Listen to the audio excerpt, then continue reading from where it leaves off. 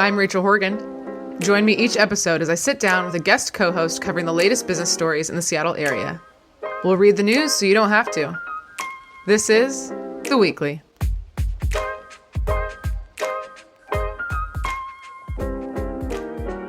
All right. Hey, everybody. So this is my 30th episode, which is really cool to think about. And I'm so grateful for all the guests that I've booked in the past 6 months or so. And I'm actually booked through the end of February 2025, which is awesome.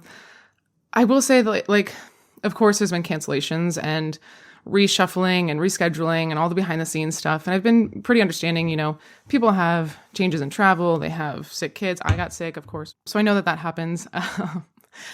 Somebody canceled last week because of travel, which is totally fine. A week is usually a good amount for me to reach out and find somebody else. So I did, and I found a CEO that agreed to do it. So he said yes on Monday. I sent him the articles on Tuesday, and his executive assistant canceled on Wednesday, and I record on Thursdays. So I'm not going to say his name, but when we were doing these stories, we always have to remember there's two sides. There's could be a very, very valid reason why he couldn't make it. I'm not going to speculate, but it didn't feel great. I'll say that. However, it just wasn't meant to be. And I think when I'm doing this podcast, I really have to kind of go the direction that it takes me. It's odd because I'd been really toying with the idea of doing a solo episode. My good friend, Maureen Wiley-Clough, she hosts It Gets Late Early, which is a podcast about aging in the tech industry. And she had just done a solo episode and she was trying to push me to do one. And I was like, that sounds like the cringiest thing I can imagine. But here we are. I think the universe was just kind of pushing me to try this. So, that's a fun thing about my own project is that I can try something, and if it sucks, maybe I don't do it again. And if it's fun, I keep going. I don't know. So today you're stuck with me, but that just means you're my guest. I don't pretend to be an expert in any of these categories and topics, and neither does my guest. But the point is really to start the conversation.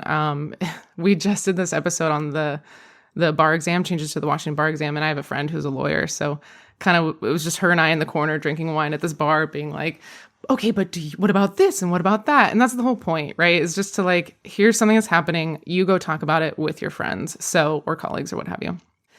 So that's what we're doing. Other news is that you may have seen this if you're following me on social media, but I was having one of those moments, especially after some of the cancellations of what am I even doing? Who am I? Who do I think I am?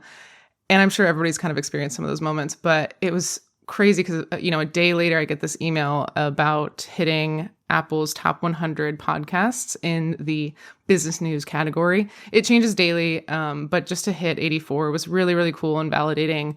And it felt like kind of a sign of yes, keep going. So that's all because of you. It's really tracked on listenership, but also subscribers. So if you're sharing it and just make sure you guys are subscribing, it totally makes a difference.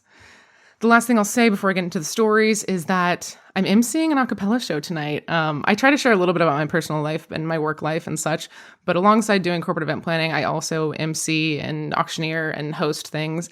So a couple years ago, many people don't know this in my life, but a couple years ago, I started an a cappella group because I just felt like there was a demand for it. I don't sing at all. I wish I could. I feel like God gave me the passion, but forgot the talent. And I started this a couple years ago, and this group, girl band, was really, really helpful in supporting me to get that started. So they reached out and asked if I would emcee their 10-year reunion show tonight. So lots of talking today. All right. We've got 4 stories for you because I just couldn't fathom talking about 5 stories by myself. But 1, Amazon's returning to 5 days a week. Number 2, PCC Markets is returning downtown.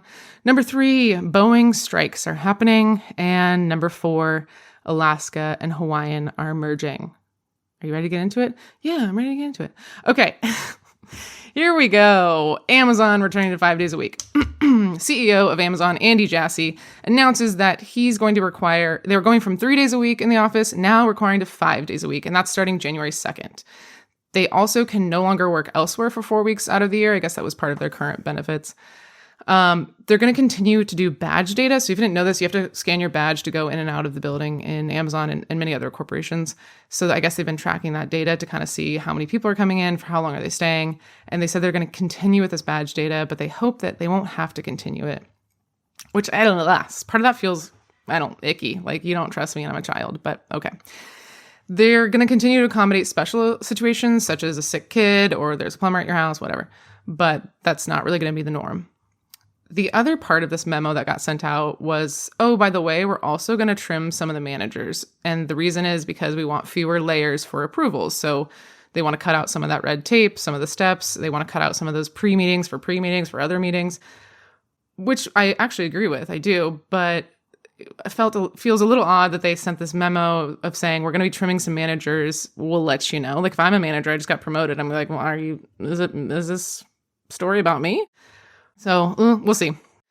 Why are we talking about this? Amazon is the largest employer in Washington with 50,000 employees in Seattle and 12,000 in Bellevue. So a change like this dramatically increases and it impacts foot traffic, car traffic, spending, downtown, all of that. So, downtown traffic, foot traffic is really hovering around 60% of what we were pre-pandemic. And we had a guest on early on in this podcast, John Scholes. He's the president and CEO of Downtown Seattle Association. He calls this a home run for downtown. Obviously, he's excited. And part of me is really excited too, because I really want those businesses downtown and in Pioneer Square. We sit here and we complain about Third Ave and we complain about Pioneer Square being kind of run down. And unfortunately, the solution to that is bringing people downtown so that there is business and the businesses can thrive. And I will say, I work remote. I also understand how annoying it is. I had a job where I had to go in 4 days a week. Downtown, I get it. Like that sucks too. I don't really have a solution. I just think that it's important to kind of see this from all angles and the impacts of this. You've also got Joe Fain, the CEO of Bellevue Chamber. He's very excited about this. Of course, he's ready for a vibrant downtown Bellevue. How are the current employees reacting to this? Not well. I mean, if you work for Amazon, let me know how you feel about this. From the articles, from social media, what I can gather is that they're not happy about this. They have a Slack channel that is advocating for remote work, and that's who kind of organized their walkout a couple years ago when they required the 3 days a week work week. Okay, so let's talk about why. Why did Amazon do this? They're claiming that it's for culture. Sure, maybe part of that's true. What do I think? What have I heard? What have I read about?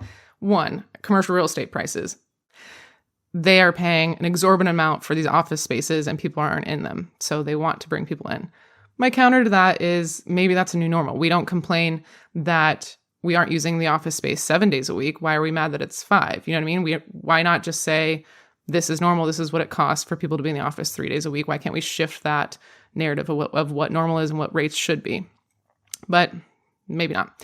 The other reason it could be hidden layoffs. So I've seen this and heard about this is people are like, okay, Amazon, if you're going to do that, everybody's going to quit, thinking that that's kind of like a clapback kind of thing. But really, Amazon might be maybe saying, okay, great, we don't have to lay anybody off now. Because when you think of layoffs and things like that, you have to think about the cost of severance. They don't have to do any kind of packages like that. They don't have to have the awkward conversations. They don't have to make the choices. People just kind of leave on their own and it doesn't cost them anything. So part of me feels like, yeah, they do kind of want people to quit because then it saves them from doing more layoffs. The other part of me, I've seen some people talk about that it really is going to shoot them in the foot and too many people from Amazon are going to quit. But when I think about the tech industry right now, yeah, other people might be looking for other jobs. I don't know if we are at a place where people can just bounce from job to job right now. I don't think the market has recovered that much.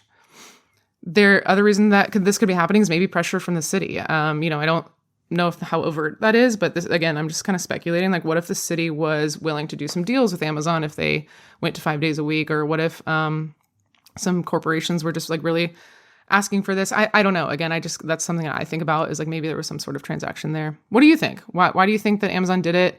If you work for Amazon, how are you feeling about it? And the big question I have is, how will this impact other companies?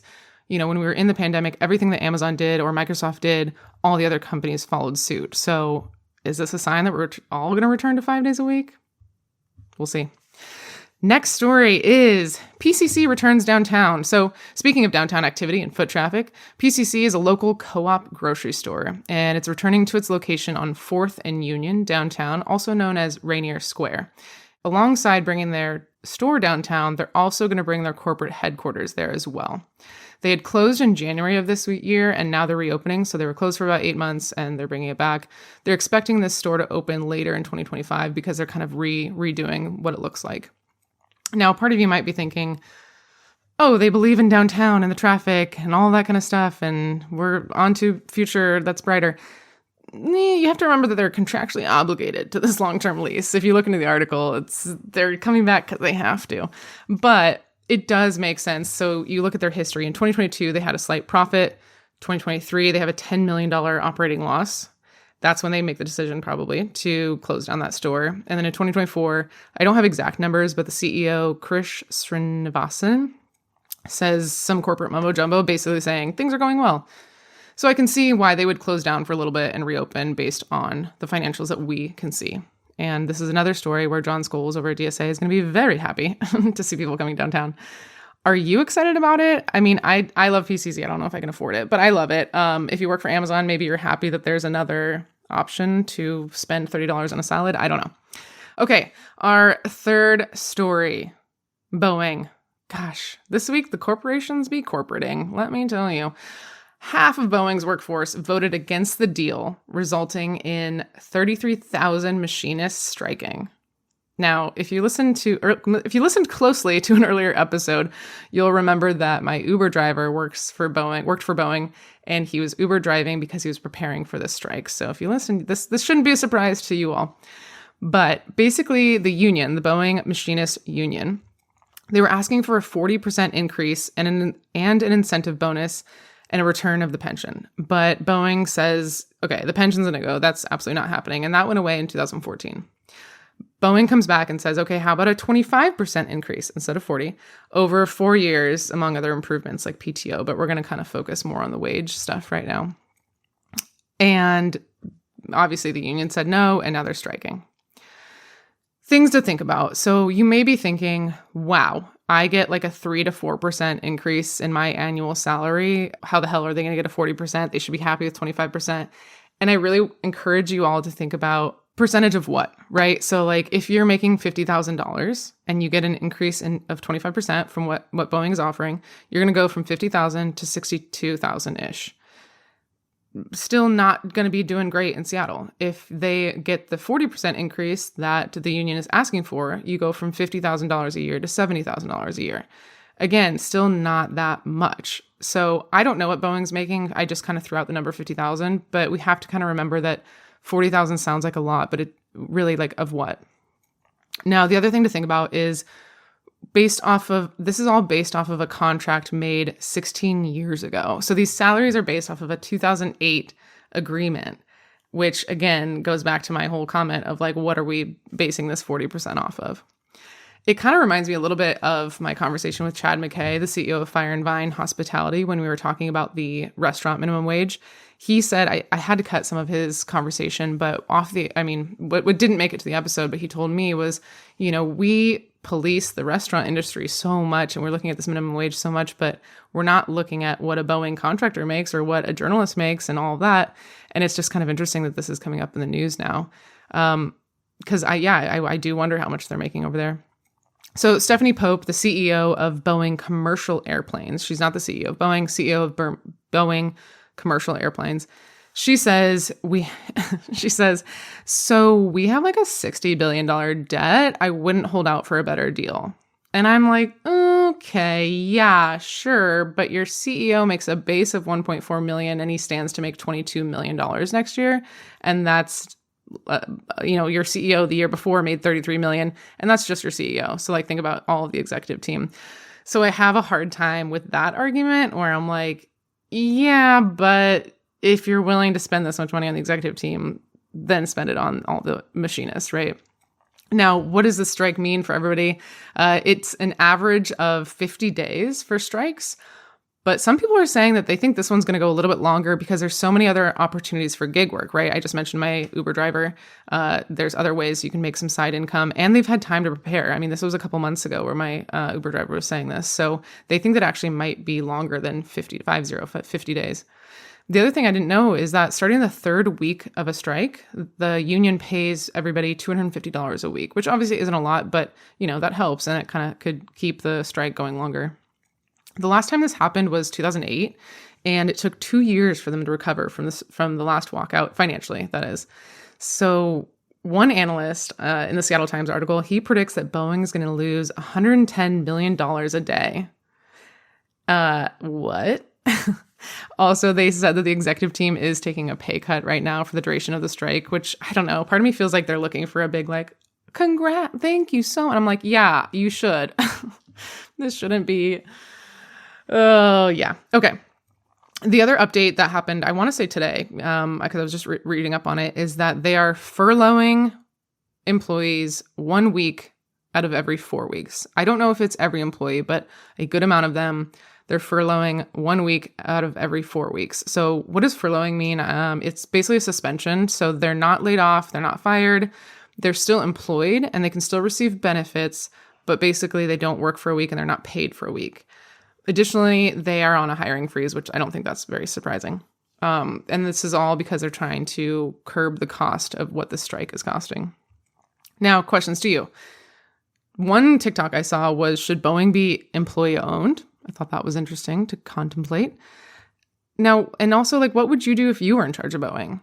How would you negotiate this? Looking at your $60 billion in debt and you've got these striking employees, what would you do?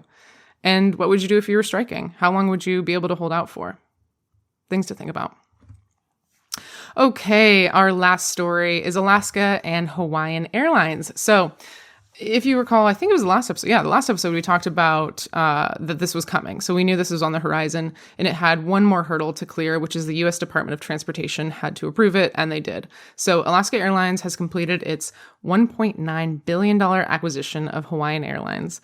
I will say I just flew Hawaiian 2 weeks ago, and they were wearing Alaska shirts, but they were Hawaiian printed, like Hawaiian flowers and such.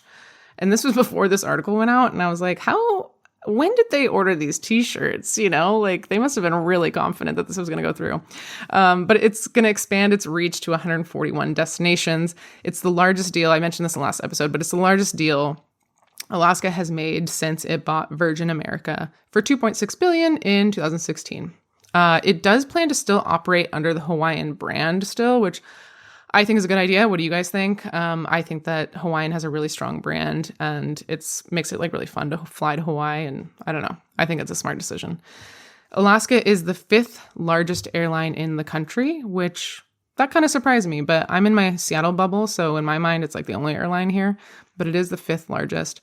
Peter Ingram steps down from the Hawaiian Airlines CEO position. Well, quote, steps down. We kind of know what happened there. And Joe Sprague, Alaska's current regional president of Hawaii for Alaska, takes over. So he was previously handling kind of Alaska's Hawaiian division, and now he's going to be the CEO of Hawaiian Airlines, and the current one is bye-bye. Do you think this is a monopoly? So the whole discussion we had last 2 episodes ago, I was kind of bitching about the AV monopoly that I think is happening with Encore.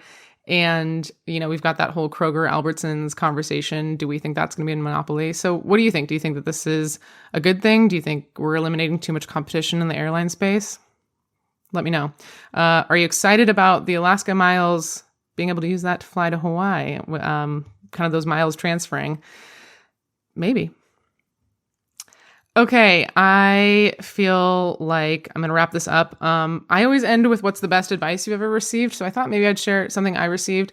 So I didn't receive it directly from Kerry Washington, but I did hear her say something. And I honestly don't think she made it up. I think she heard it from somewhere else. But nonetheless, it was kind of this idea when we talk about manifesting. I was working closely with a Seattle musician, shout out Kate Dinsmore, and we were kind of talking about the idea of manifesting. I was like, you know, let's just manifest that you're going to be famous one day, and let's manifest that you're going to play this big festival. And she was like, well, I don't want to manifest. Like, I want to work really hard. I want to get there. And I was like, well, they don't have to be mutually exclusive. And that's kind of what this advice was, is she said, you have to pray as hard as you can that you'll catch the bus, and also run as fast as you possibly can to catch that bus. And I really think about that. It's kind of been resonating with me lately with the podcast and with a few other things, is that, yeah, I'm manifesting some things. I'm manifesting some pretty high level speakers coming. I'm manifesting a 1-year anniversary party that goes well, but I'm also working my ass off to make those things happen. So anyway, if that's helpful to you all, is that to believe in yourself, believe in what you're doing, but also working really hard to get there. I'm contemplating, when I was originally thinking about doing these solo episodes, one other idea I had was doing kind of a news, where are they now? Which would be some of those articles we covered in earlier episodes and just kind of checking back in with them. So there was a Ponzi scheme article we talked about, and there's a little bit of an update there. I just mentioned the Kroger-Albertsons merger. There's some updates happening there. Some CEOs have left and now they're at a new place. So I don't know. That's something I might add in later. We'll see. Another thought I had was just bringing some friends on and kind of breaking down the news with them, but we'll see if I can keep that. I don't know if I could do that seriously. Anyway. Okay. Well, thank you all for listening. This hasn't been as bad as I thought it was going to be. I appreciate you all liking and listening and sharing. And yeah, we'll talk to you later. This has been The Weekly with production assistance from Nick Patry. If you liked what you heard, rate us and write a review on Apple Podcast or Spotify. We love listener feedback, so if you have any story suggestions, comments, or complaints, email us at info@theweeklyseattle.com. Make sure to check back next Sunday for the latest local business news. We'll see you next time.